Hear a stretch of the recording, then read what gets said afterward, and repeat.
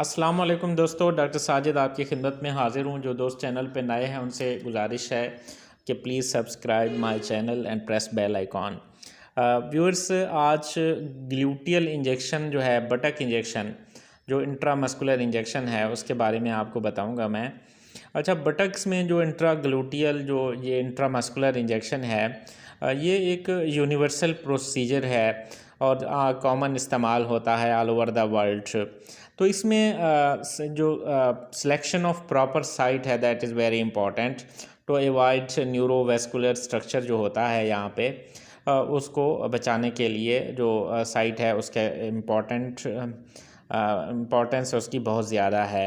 अच्छा, यहाँ पे शेटिक नर्व होती है जो कि उसको डैमेज होने का रिस्क जो है वो होता है। बटक्स को आपने जो है 4 क्वाड्रेंट्स में, 4 हिस्सों में आपने तकसीम कर लेना है।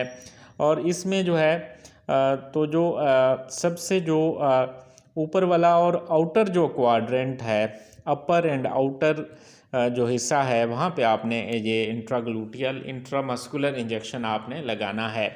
तो ये आपकी जो वेसल्स और नर्व्स हैं उसको सेफ़ रखेगा।